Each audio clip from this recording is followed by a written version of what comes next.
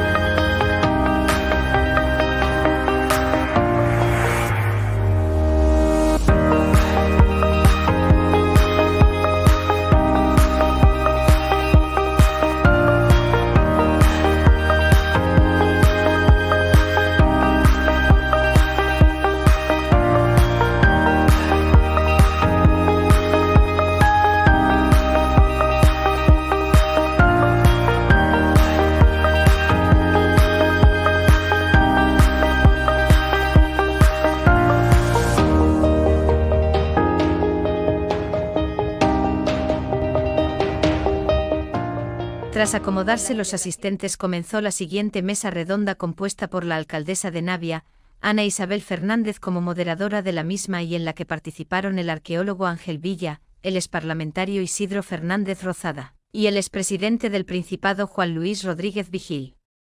El periodista y exdirector general de la Nueva España José Manuel Vaquero no pudo acudir al encuentro por motivos personales. Instituciones médicas del Principado, como la Real Academia de Medicina, la Facultad de Medicina de la Universidad de Oviedo o el Centro Médico de Asturias.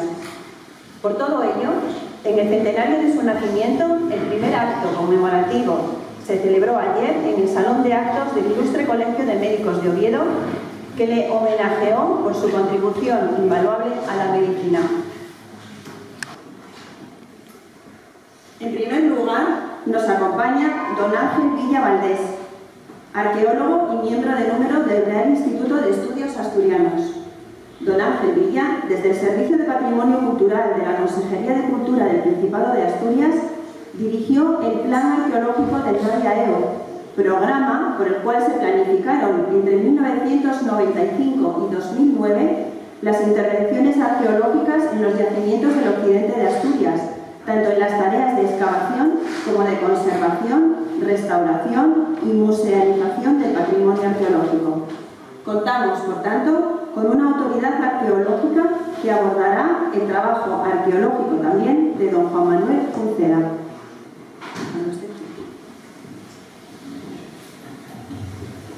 Buenas tardes, muchísimas gracias por la invitación a participar en este foro, aunque tengo que empezar desmintiendo a la señora alcaldesa porque yo no tuve la oportunidad de conocer a don Juan Manuel.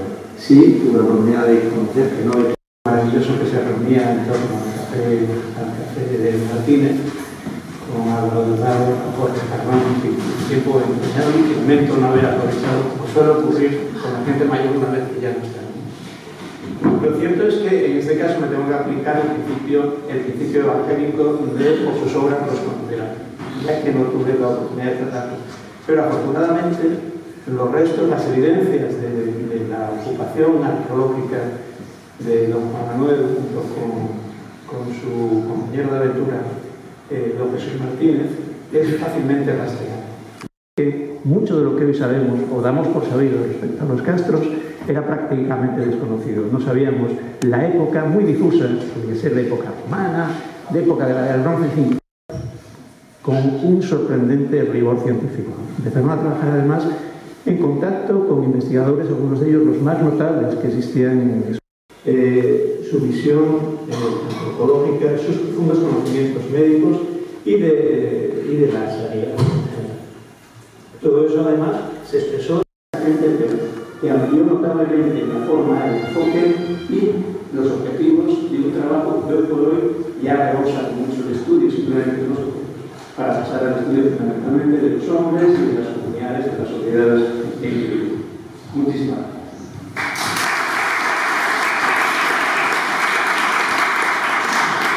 Pues en segundo lugar, contamos con la presencia de don Isidro Fernández Lozada, que sí ha tenido la oportunidad de coincidir y compartir con don Juan Manuel Unceda la faceta política de su vida.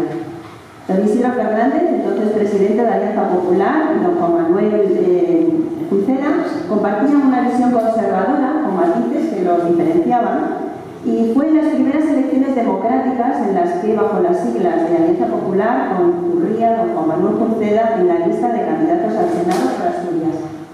Seguro que Isidro Fernández, con una memoria prodigiosa, como me demuestra siempre que tenemos oportunidad de coincidir, nos pondrá sobre la mesa muchos recuerdos y anécdotas de esa actividad política compartida en la que don Juan Manuel siempre trataba de aportar como miembro de la Comisión de Sanidad, y en una época en la que destacó como impulsor de la ubicación del actual Hospital de Harrio en Harrio. La verdad es que, según el titular, hablar de la faceta política de Juan Manuel Unceda sería tan sencillo que bastaría con un minuto, porque no tuvimos la suerte de poder conseguir aquel escaño al Senado que en las primeras elecciones nos buscábamos. Y yo no sé si habremos perdido un gran político, un buen político, pero desde luego en ningún caso hubiera sido un mal político después de yo haber reconocido a lo largo de los años y daros ahora alguna pincelada. Pero yo en primer lugar quiero agradecer de verdad que hagáis en Navia, que es uno de los municipios favoritos míos, muchos saben por qué, y otros se lo imaginarán por ser un municipio tan atractivo y además con gentes que en él habitan, que merece la pena y que a mí me gustó mucho poder conocer. Y sobre todo poder trasladar desde este acto al que la alcaldesa pues aceptó para hacer de moderadora y rendirle ese homenaje a María Isabel, con la que yo desde hace 45 años, 46, conocí la viuda de Juan Manuel y que veo ahí tan joven, tan elegante, tan guapa, escuchando lo que dicen de su marido. Isabel, no te preocupes, que ya tendremos más ocasión de tú y yo seguir hablando y comentando aquellas jornadas que manteníamos. En definitiva, como decía Ana, ella y yo formamos parte de ese equipo. Álvaro Queipo, que es de Castropol, y que efectivamente, y que por razón de edad y forma de proceder hacia afuera, y que decirlo a los años que tengo, pues me obliga a mí mismo a ser coherente conmigo mismo y saber que parte de lo que yo fui, de lo que soy, de lo que poder ser, se lo debo a Paco Rodríguez, porque fui un discípulo de él en la experiencia, en la enseñanza, aunque no nos llevemos tantos años de diferencia, pero que yo en aquel entonces lo necesitaba y él fue el guía y Fraga uno de nuestros hombres de verdad. Yo quisiera unos minutos... De la faceta política del oftalmólogo habló el político Isidro Fernández Lozada. Como consejero y después presidente del Principado de Asturias entre 1991 y 1993. Hoy es miembro de número del Real Instituto de Estudios Asturianos. También don Juan Luis ha tenido la oportunidad de coincidir con don Juan Manuel Junceda en una relación no siempre pacífica entre caballeros, de quien destaca su carácter recio y fuerte y a quien califica como el último gran jefe clínico de Asturias. Era una época en la que don Juan Luis Rodríguez Vigil era consejero de Sanidad y don Juan Manuel Junceda presidente del Colegio de Médicos. Tiempos convulsos de configuración y ordenación sanitaria en los que también andaba por el medio la decisión sobre la misma creación y también la ubicación del Hospital de Jarrio. Don Juan Luis, cuando usted quiera. Sí. Bueno, pues antes de cualquier otra consideración, alcaldesa, manifestar mi satisfacción por estar aquí en Navia y para hablar de una persona muy singular, una persona con unas características. ¿Se oye? Una persona, un personaje muy poliédrico, con muchas facetas. Cada una de ellas daría para hablar mucho tiempo del mismo. Es el doctor Junceda, médico y con relación con sus enfermos. El doctor Junceda, personaje público, personaje junto con el doctor Martínez, otro gran personaje que merecería, no sé si este mismo homenaje o no, pero que merecería también un reconocimiento público, porque Jesús Martínez también era bueno, tanto parte en la realidad. Y sobre todo, y a lo que yo me referiré, el líder auténtico que tuvo la medicina asturiana durante muchos años, un hueco que yo creo que no se ha cubierto de eso voy a hablar, porque es quizá lo que yo más intervine en la vida de Juan Manuel. Y antes de otra consideración, creo que hay que felicitar a la familia por el acierto, por la oportunidad de este homenaje.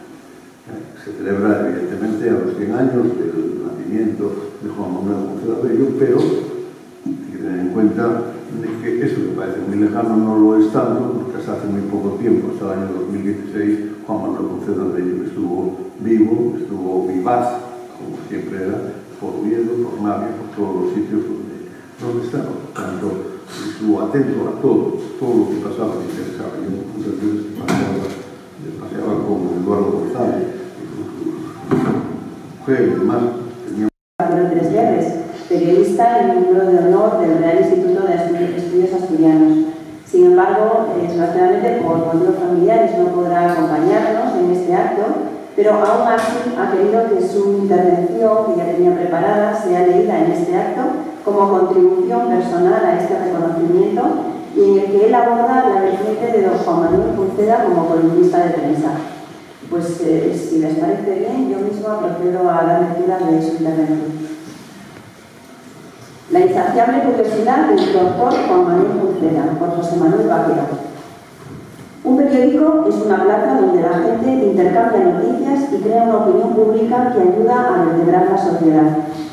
Un periódico es, por tanto, de la gente, de los lectores que lo hacen suyo. Por eso es rechazable cualquier intento de utilizar el periódico o cualquier medio de comunicación como un instrumento de poder de la propiedad o de los periodistas.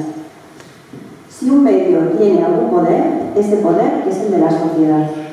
La información viene de la calle, de la vida cotidiana, y da cuenta de lo que sucede, de los riesgos y oportunidades que surgen en nuestro horizonte, porque somos seres sociales y nos necesitamos unos a otros para sobrevivir civilizadamente. Esta concepción del periodismo está seriamente amenazada por la vertiginosa y apabullante irrupción de las redes sociales, que amenaza con liquidar una opinión pública que comienza a ser sustituida por numerosas burbujas aisladas que se retroalimentan en la ignorancia y en el odio a lo desconocido. Cada día cuesta más entender el irracionalismo moderno y la creciente barbarie de los medios, se lamentaba George Steiner en una entrevista publicada hace poco más de 3 años. En ese río revuelto, en el que ganan terreno las élites y lo pierde el pueblo, el periodismo trata desesperadamente de recuperar su sitio. Clarín, un periodista excepcional que fue un adelantado de tantas cosas, ya denunció en su día tanto el empirismo caótico del noticierismo como la bobería ilustrada de algunas revistas, en su empeño por interpretar correctamente la actualidad como una brújula que nos guíe en el mar de confusiones en que vivimos. El periodismo funciona si consigue interactuar con la sociedad, si es capaz de erigirse en su portavoz y en su guía. Por eso, todos somos en alguna medida periodistas. Los buenos periódicos suelen actuar como imanes para atraer a colaboradores espontáneos que aportan sus saberes, sus experiencias y sus opiniones a la creación de una opinión pública sólida y solvente. Es una suerte de periodismo ciudadano que alumbra una conciencia social que busca un bien común para la mayoría, abriendo las puertas de par en par a la discrepancia para tratar de encontrar entre todos la verdad posible. A esta ventana abierta por la Nueva España se ha asomado muchas veces la eminente personalidad que merecidamente homenajeamos estos días con motivo de su centenario. Juan Manuel Junceda Abello, además de un excelente profesional de la oftalmología, que entre otros destacados reconocimientos recibió la medalla de oro de la Organización Médica Colegial y 2 veces el Premio Nacional de su especialidad, era un personaje de profundas inquietudes sociales y culturales que quería compartir con los demás, convencido de que la prensa es un medio de educación del pueblo a través de una predicación moral en forma amena, como había reflexionado su admirado Clarín. Personalmente he tenido el placer de disfrutar de una estrecha relación con coincidencias y discrepancias con el doctor Junceda, un hombre de convicciones muy acentuadas que solía defender con firmeza contra viento y marea. Sus escritos, claros en su exposición y basados siempre en argumentos bien trabados, podían ir envueltos en alguna ocasión en cierta vehemencia, motivo por el que no dejaban indiferente al lector alguno. Además, de vez en cuando, mostraba su acuerdo o desacuerdo con alguna información o comentario del periódico mediante una llamada telefónica o con una carta al director. Era un extraordinario dinamizador de la discusión pública. Aquellas llamadas de aquellas cartas, unas veces de ánimo, otras irónicas y también con críticas más o menos veladas, se cortaron de repente el 22 de febrero de 1986, cuando a los 62 años se desplomó de forma súbita en el despacho del Colegio de Médicos, que entonces presidía, en un episodio que le tuvo 3 semanas en un inquietante fuera de combate. Al despertarse en Madrid, después de superar de forma casi milagrosa aquel episodio que le llevó al borde de la muerte, dijo a su familia haber visto al final del túnel a su madre y a su hermana pequeña que habían fallecido de niña de tuberculosis. Era quizá una experiencia cercana a la muerte, que es como se conocen ciertas reacciones en un cuerpo cuando se queda sin vida durante unos instantes para volver luego a la normalidad, y que hoy están siendo estudiadas científicamente con numerosos testimonios de personas que han relatado esos momentos fronterizos con el más allá. A finales de septiembre volvió a hacer vida normal en la consulta y en el hospital y vivió 30 años más entre retos y lecturas de filosofía y teología. Y naturalmente volvió a escribir. Realmente había vuelto a nacer. Era la misma persona, con las mismas ideas, pero con unos perfiles más suaves al entrar en el cuerpo a cuerpo de los debates. Al reanudar su colaboración con el periódico, lo mismo criticaba el abandono del Castro de Morías, en cuyo descubrimiento había participado activamente, que abordaba el cambio de chaqueta ideológica de Karl Popper, el progresivo caso del campo asturiano o el alejamiento de la medicina de su fin de curar la enfermedad para buscar otros propósitos mercantiles. También para lamentar la pérdida del sentimiento regional y reclamar el impulso de todos los asturianos superando atávicas terquedades o para subrayar la necesidad de primar la natalidad en Asturias, él que había creado con Maribel una familia ejemplar de 7 hijos que amaba apasionadamente. Un artículo suyo de 2001 explicaba magistralmente y con una minuciosidad admirable los problemas de visión de Clarín que le obligaban a usar sus famosos quevedos. La miopía genética en ambos ojos, el astigmatismo, los malos usos escolares, su propia estructura física y sus costumbres de trabajo le habían provocado un excesivo cansancio adicional a sus largas horas de lectura y escritura. Su diagnóstico era que esas circunstancias personales que le exigían un enorme esfuerzo para desarrollar sus aficiones literarias pudieran ser la causa de algunas de sus ácidas y bien certeras críticas sociales o literarias, que tantos disgustos y zancadillas le causarían especialmente tras la publicación de La Regenta. El doctor Uceda combinaba sabiamente en este artículo su doble condición de oftalmólogo de reconocido prestigio y de periodista sagaz para dar a conocer al público en general su punto de vista sobre cómo pueden influir la personalidad y la vida de un autor en su obra literaria. Al fondo de sus inquietudes cotidianas siempre estaba Navia, la villa natal de Campoamor, el lugar que había elegido como su última morada.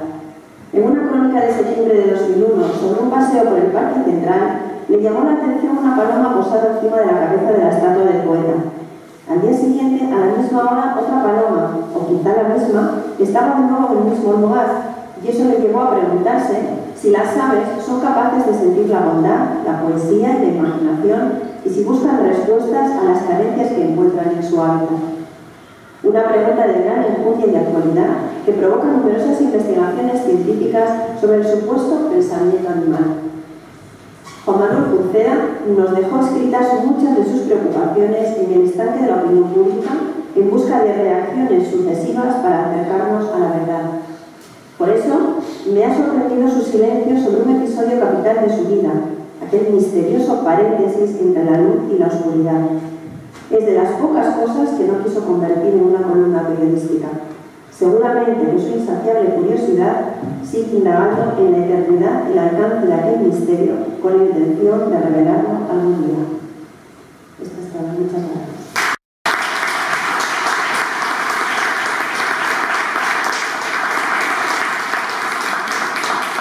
En el área de don Juan Manuel Uceda, mañana viernes 22, a las 11 de la mañana, se oficiará una Eucaristía en su memoria en la capilla del Rey Casto de la Santa Iglesia Catedral de Oviedo y posteriormente a las 12 se depositarán flores en el monolito colocado en la plaza que lleva su nombre en Oviedo. Solamente me queda darles las gracias, muchas gracias a todos por participar en este acto cercano, en reconocimiento a un gallego ilustre que inculcó en su familia su pasión por la vida, por el conocimiento, por el occidente de Asturias y por un área muy en particular. Muchas gracias a todos.